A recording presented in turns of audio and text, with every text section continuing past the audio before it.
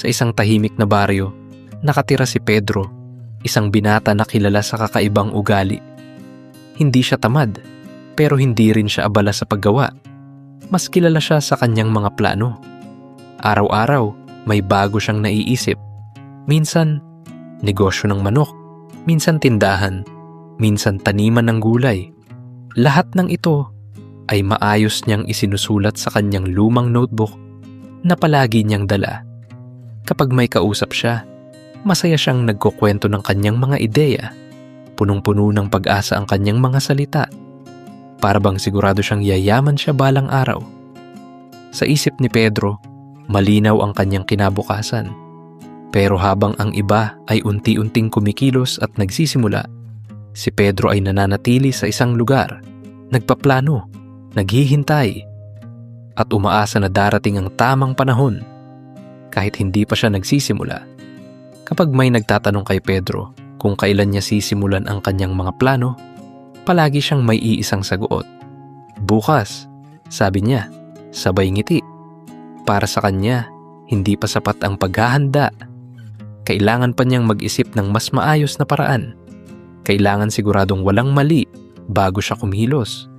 Kaya bawat araw, ipinagpapaliban niya ang simula. Ang isang araw ay nagiging linggo. Ang linggo ay nagiging buwan. Habang lumilipas ang panahon, mas lalo pang napupuno ang kanyang notebook ng bagong ideya. Mas nagiging detalyado ang kanyang mga plano. Pero kahit gaano pa ito kaganda, nananatili lang ang lahat sa papel. Sa bawat bukas na kanyang sinasabi, may pagkakataon na tahimik na nawawala. Minsan, napapaisip siya sandali, pero agad din niya itong tinatabunan ng panibagong plano. At muli, pinipili niyang maghintay sa bukas na hindi dumarating. Sa kabilang bahay, may isang lalaking hindi gaanong napapansin. Si Rodel. Nagpaplano rin siya. Pero tahimik lang siya at hindi mahilig magsalita tungkol dito. Wala siyang notebook. Wala ring mahabang listahan tulad ni Pedro. Pero kapag siya ay may naisip, may ginagawa siyang hakbang para dito. Isang umaga, may ginawa siya. Nagtanim siya ng ilang gulay sa maliit niyang bakuran. Hindi perpekto ang lupa. Hindi rin kumpleto ang kanyang gamit. Pero hindi iyon naging hadlang. Pagtagal, naglagay na din siya ng simpleng paninda sa harap ng bahay. Kaunting gulay, ilang pirasong prutas. Hindi ito engrande. Wala ring kasiguraduhan kung kikita. Pero nagsimula siya. Habang si Pedro ay abala pa rin sa pag-iisip ng susunod na plano, si Rodel ay tahimik na kumikilos at natututo. Maliit ang kanyang simula, pero totoo. At kahit walang nakakapansin, may isang bagay na unti-unting nabubuo. Isang pagbabago na galing sa gawa, hindi lamang sa plano. Lumipas ang mga buwan at unti-unting nagbago ang paligid. Ang mga tanim ni Rodel ay lumago at naging mas maayos ang kanyang maliit na bakuran. May mga kapitbahay na bumibili sa kanya. Hindi man malaki ang kita, sapat ito para makita ang progreso. Araw-araw, may kaunting dagdag, may kaunting bunga, may galaw. Samantala, si Pedro ay nananatili sa dati. Mas dumami ang laman ng kanyang notebook. Mas gumanda ang kanyang mga plano. Mas naging detalyado ang bawat ideya. Pero wala pa ring nangyayari. Minsan, napapatingin siya kay Rodel. Tahimik lang itong nagtatrabaho. Walang sinasabi, pero may nakikitang resulta. Sandaling napapaisip si Pedro, paano kung nagsimula siya noon? Pero agad niyang iniiwas ang tanong. Hindi pa ako handa, bulong niya. At muli, bumabalik siya sa pagplano. Habang ang iba ay unti-unting umaangat. Isang hapon, naglakad si Pedro sa baryo. Napansin niya ang isang maliit na tindahan na ngayon lang niya nakita. May mga paninda itong kahawig ng isa sa kanyang mga plano noon. Napatigil siya. Dahan-dahan siyang lumapit at pinagmasdan ang mga produkto. Pamilyar ang ayos. Pamilyar ang ideya. Bigla niyang naalala. Isinulat niya ito sa kanyang notebook. Plano niya ito. Pero hindi siya ang gumawa. May iba ring nakaisip. May ibang nauna. Habang nakatingin siya, napansin niyang may mga bumibili.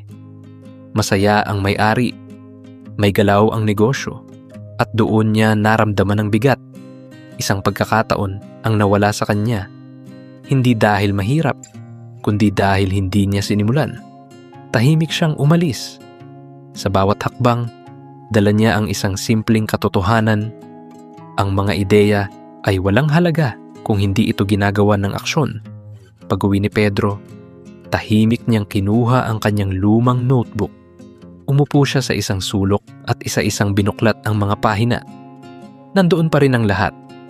Mga plano, mga ideya, mga pangarap. Maayos ang sulat, kumpleto ang detalye. Pero habang tumatagal, may napansin siya. Walang kahit isa ang naging totoo. Walang kahit isa ang nasimulan. Napahinto siya at napabuntong hininga. Napangiti siya, pero may halong lungkot. Doon niya unang malinaw na nakita ang katotohanan na matagal na niyang iniiwasan. Hindi sapat ang plano. Kahit gaano ito kaganda, kung hindi ito ginagalaw, mananatili lang itong sulat sa papel. Tahimik niyang isinara ang notebook. Sa pagkakataong iyon, hindi na siya naghanap ng bagong ideya. Sa halip, may isa siyang naisip na gawin. Isang bagay na hindi niya madalas piliin noon, ang magsimula. Kinabukasan, maaga nagising si Pedro. Tahimik ang paligid, pero may desisyon na siya. Hindi na siya nag-isip ng bagong plano. Sa halip, ang isa sa kanyang pinakasimpleng ideya ay ginawan niya na ng aksyon. Kumuha siya ng ilang pirasong saging at asukal. Sa lumang kawali, sinubukan niyang gumawa ng turon. Hindi siya sanay. May ilang nasunog, yung iba, hindi pantay ang luto. Napangiwi siya sandali, pero hindi siya tumigil.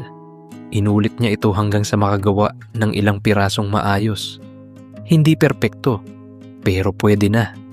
Naglatag siya ng maliit na mesa sa harap ng bahay. Inayos niya ang kanyang paninda at tahimik na umupo. Sa bawat dumadaan, may kaba sa dibdib niya. Hindi siya sigurado kung may bibili. Pero sa unang pagkakataon, nagsimula na siya. Kahit maliit, kahit hindi handa, kahit may pagkakamali. Sa unang oras walang lumapit. Tahimik lang si Pedro habang nakatingin sa kanyang paninda. May sandaling gusto na niyang tumigil, pero nanatili siya. Hanggang sa may isang kapitbahay na lumapit at bumili ng isang turun. Maliit lang, pero napangiti siya. Ilang sandali pa, may isa pang bumili. Sa hapon, halos naubos ang kanyang paninda. Hawak niya ang ilang barya. Simpleng kita, pero galing sa sariling gawa. Kinabukasan, mas marami na siyang niluto. Mas maingat na siya. Mas maayos na ang kanyang gawa. Nagdagdag din siya ng ibang sahog sa ibang turun. Langka, ube, at iba pa. May mga bumalik na bumili. May nagdala pa ng iba. Unti-unti, naging mas kumpiyansa siya. Hindi na siya nahihiya. Ngayon, ang bawat araw ay may galaw. Hindi pa man malaki ang kanyang kita. Malinaw na ang kanyang direksyon. At doon niya naintindihan, ang pangarap ay nagsisimula sa simpleng gawa. Lumipas ang mga buwan at unti-unting nagbago ang buhay ni Pedro. Ang maliit niyang mesa sa harap ng bahay ay napalitan ng isang simpleng pwesto. Hindi na lang turon ang kanyang paninda.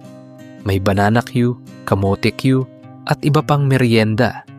Mas maaga na siyang gumigising. Mas sanay na ang kanyang kamay. Mas maayos na ang kanyang galaw. May mga suki na siyang bumabalik araw-araw. Hindi man naging mabilis ang kanyang pag-angat, pero tuloy-tuloy ito. Hanggang sa isang araw, nagkaroon siya ng maliit na tindahan. Simple lang, pero kanya. Habang nakatayo siya roon, naalala niya ang lumang notebook na puno ng plano. Ngayon, hindi na ito puno ng mga ideya, kundi ng mga bagay na kanyang nagawa. Ngumiti siya, tahimik. Dahil sa wakas, hindi lang siya ang taong puro plano. Siya na ang taong kumikilos. At doon niya napatunayan, hindi kailangan ng perpektong simula para magtagumpay. Kailangan lang magsimula. Dahil ang maliit na hakbang, kapag tinuloy-tuloy, ay nagiging malaking pagbabago. Maraming salamat sa pakikinig.